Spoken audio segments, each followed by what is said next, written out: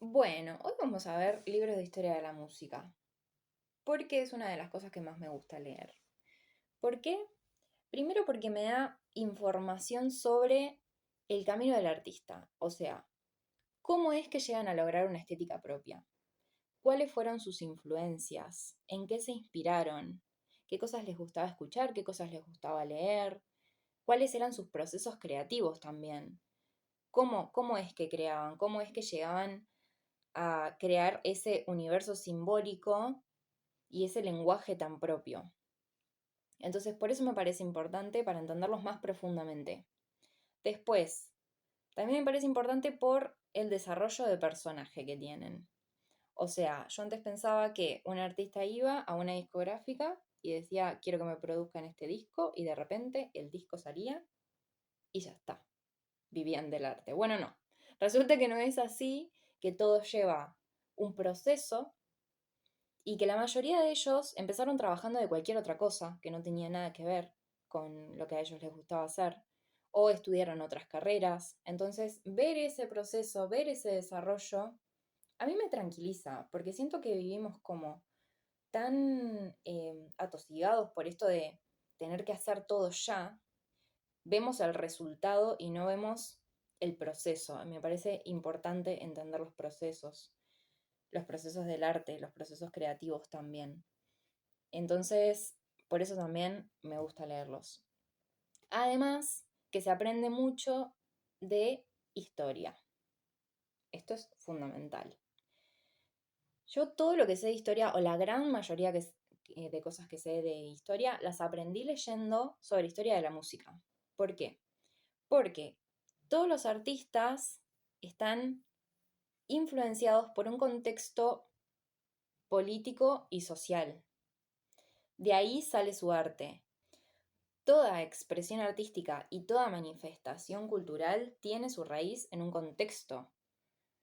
Entonces, me parece que antes de ir a leer libros de historia, que por ahí pueden ser un poco más pesados, perdón, perdón los historiadores, pero para mí es más divertido ir a leer un libro de tu banda favorita y de paso aprender de historia, porque inevitablemente lo tienen, todos estos libros tienen contexto histórico, que ir a leer un libro de historia que por ahí puede ser más duro o más pesado.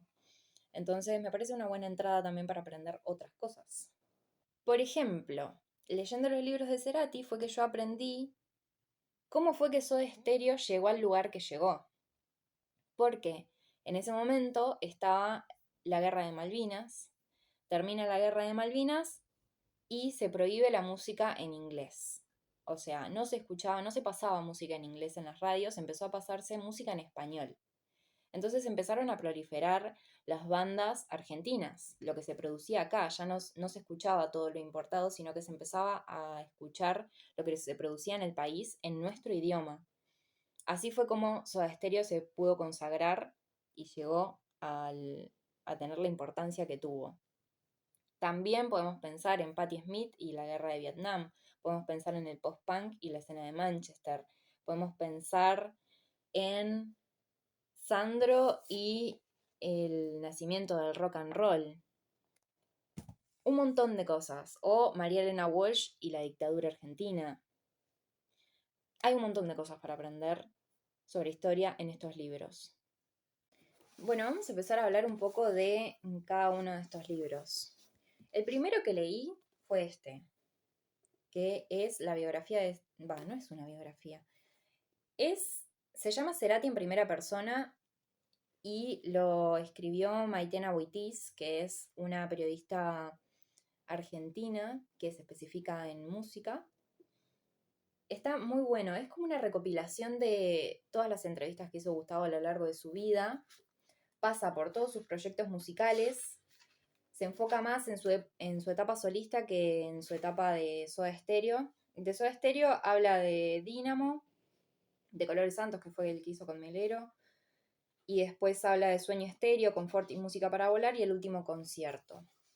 Después se va directamente a la etapa solista de Gustavo y habla de los álbumes en particular, o sea, es Gustavo hablando de sus álbumes y escoge algunas canciones y habla sobre cómo es que pensó y produjo esas canciones. Y los videoclips también. Entonces me echa un poco, o sea, Gustavo en las entrevistas hablaba de su vida personal, de su concepción del arte y de los proyectos de ese momento. Entonces es completísimo. También pasa por sus proyectos de música electrónica, que Gustavo se interesó mucho en eso también en un momento. Habla de Plan B, de Ocio, de Rocken. Entonces está muy bueno. Después, el segundo libro que salió de Cerati fue Cerati la biografía de Juan Morris. Este sí es bien biográfico. Está como ficcionalizado. Juan Morris escribe muy bien y crea escenas. Es como más novelístico.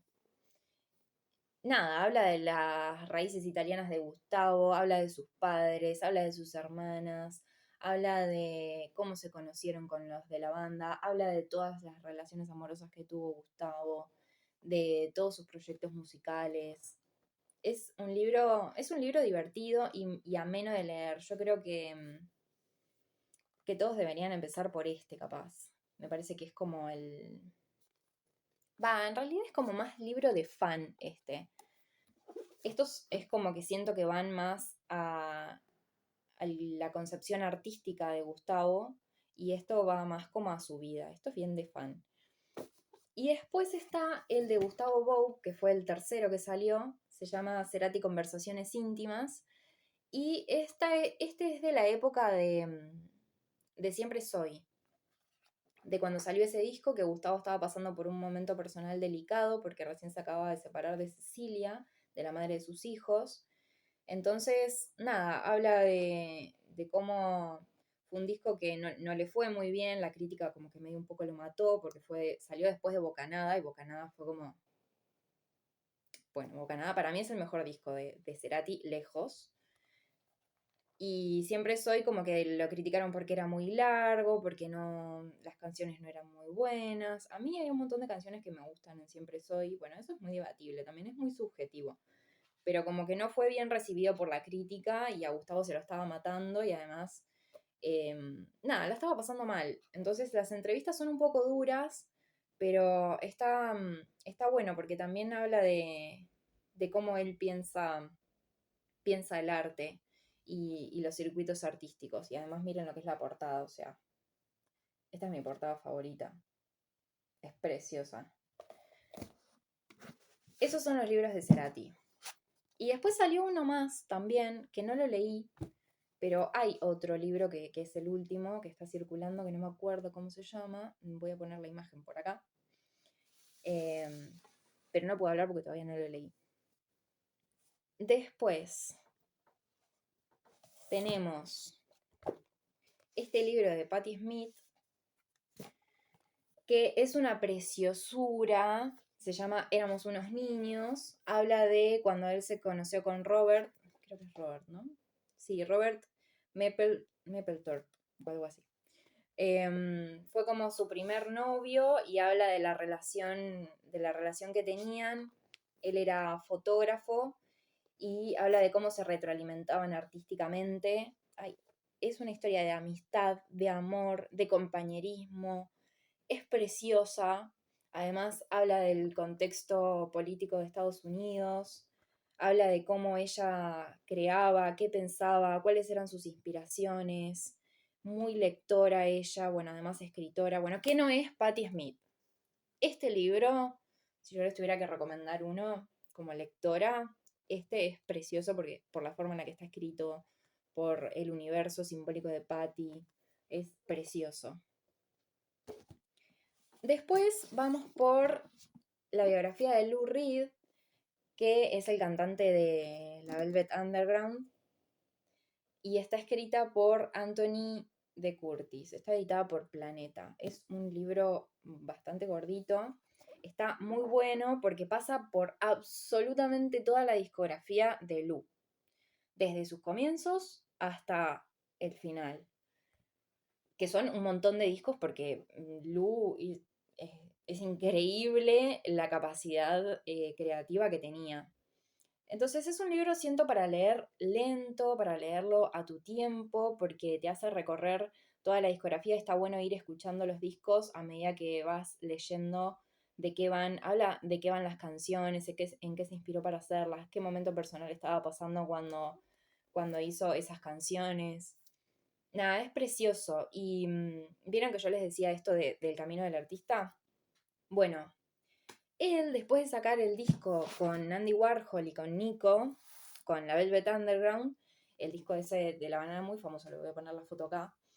Después de sacar ese disco, que es uno de los discos claves de la historia de la música, que fue un antes y un después, él se tuvo que ir a vivir con los padres, porque no tenía plata. Es impresionante. Se tuvo que ir a trabajar de mecanógrafo después de haber sacado ese disco. Yo no lo puedo creer.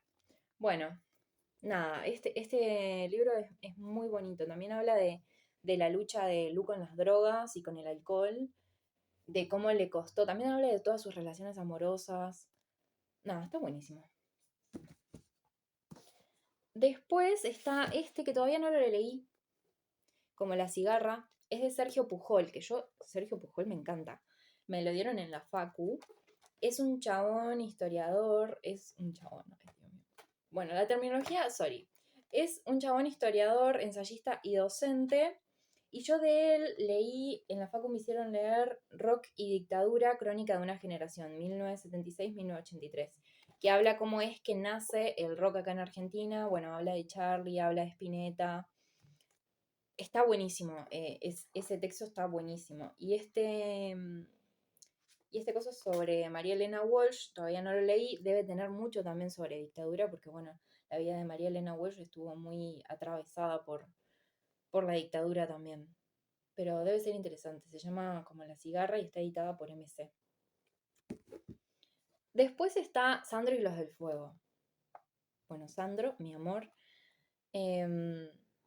Nada, habla de este primer proyecto que tuvo Sandro cuando hacían con un grupo versiones de los temas que más se escuchaban en ese momento. Como que empezaron inspirados por la escena de Chuck Berry y el rock and roll. Y bueno, nada, Sandro era fan de Elvis Presley, entonces como que empezaron con esa banda de covers y después empezaron a hacer canciones propias. Y está bueno para pensar cómo a partir de estas bandas es que se empieza a crear la escena del rock argentino acá, ¿no? Está bueno. Uy, sorry. Hay un montón de.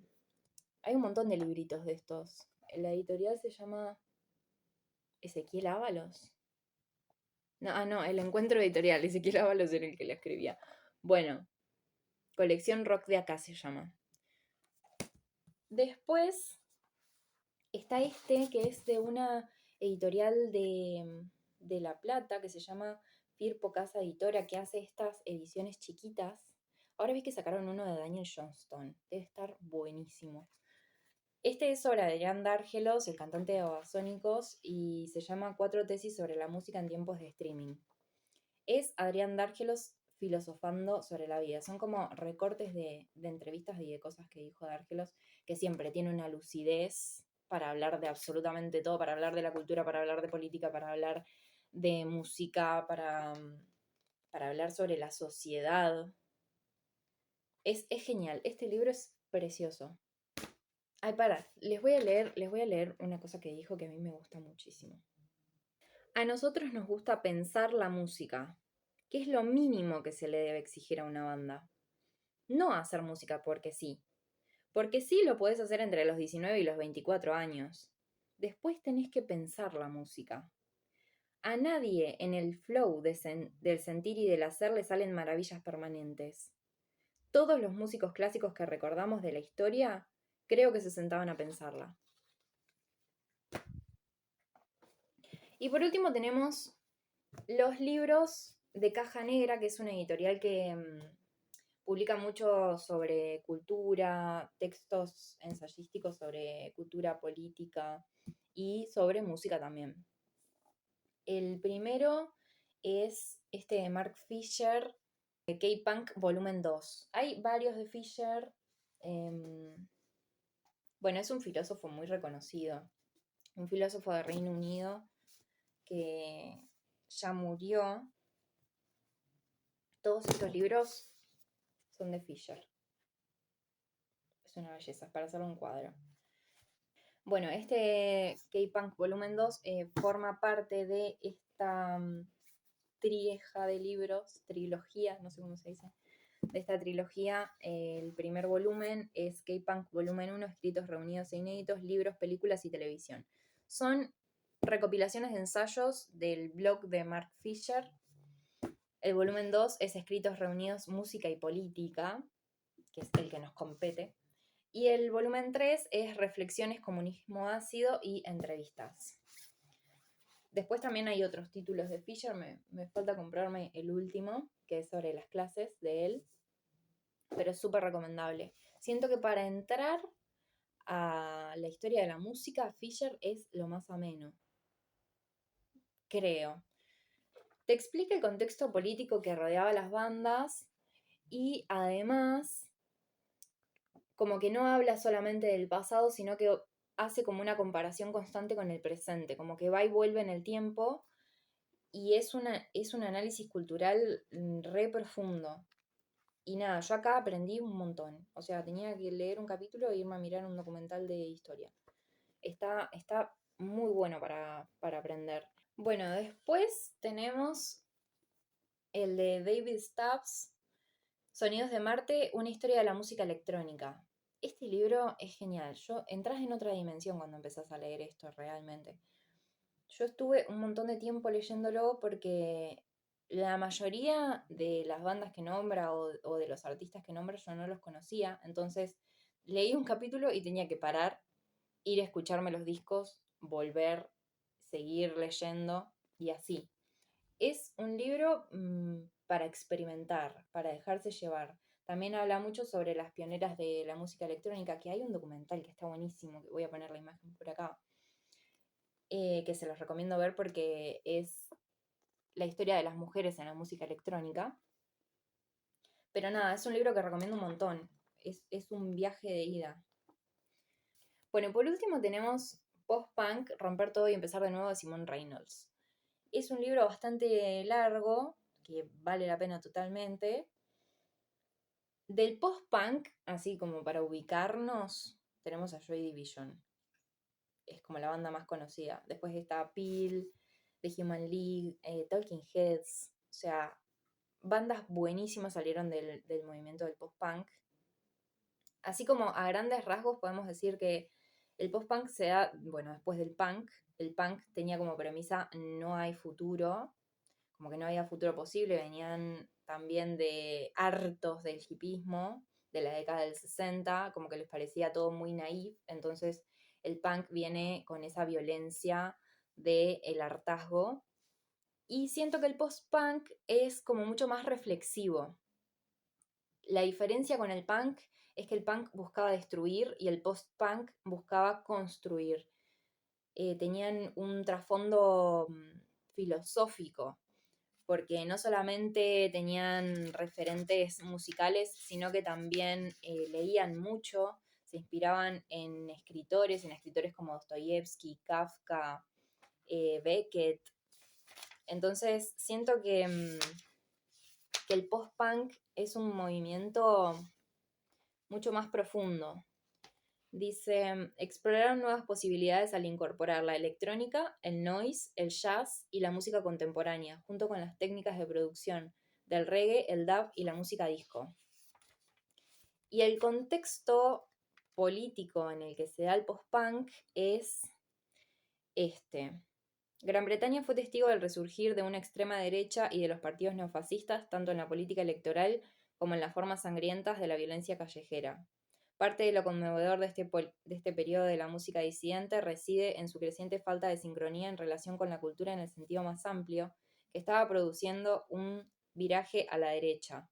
El periodo post-punk comenzó con la parálisis, frustración y estancamiento de la política de izquierda liberal bajo el gobierno de centro-izquierda del primer ministro laborista Jim Callaghan, y el presidente demócrata Jimmy Carter.